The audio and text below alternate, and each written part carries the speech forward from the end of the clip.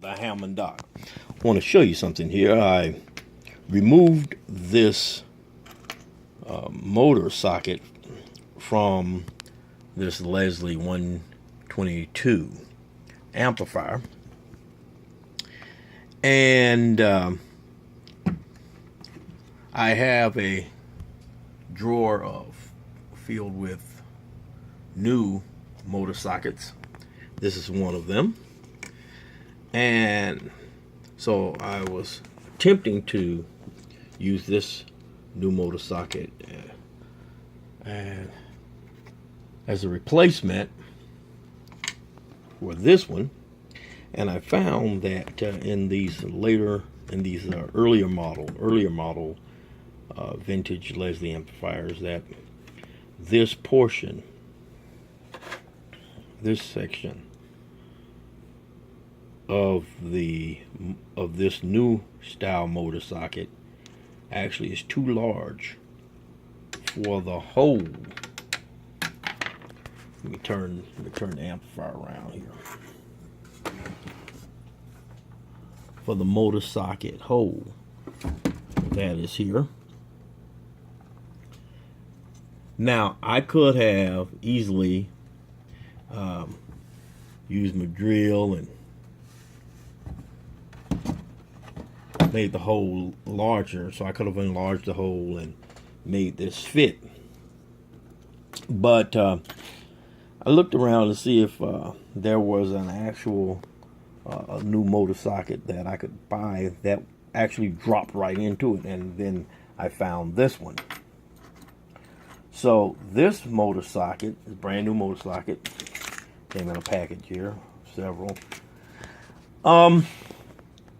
Is an actual drop-in replacement for this one. It's the right size, and so it drops right into the hole, fits right into that motor socket hole here. As I said, this one is a little larger, a little longer here in this area. Now this motor socket is perfect for the later model Leslie's, you know, the gold tone chassis Leslie's. This fits perfect with that.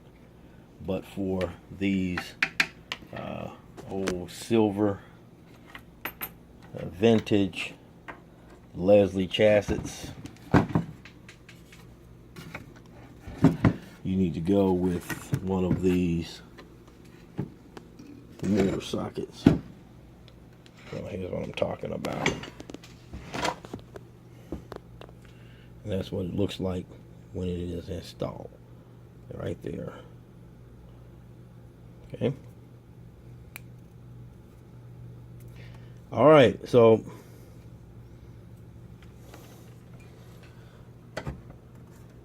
that's that. These things are heavy. That's why I use a amp stand.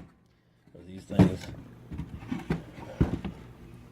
have weight on them, and when they fall over, they can crush your fingers. Okay. Alright, so that's what I want to show you. I installed one of these into the amplifier here, and it is working perfectly. More perfect as it should. That's it for this video. Dr. Kemp, the Hammond Doc. Peace out.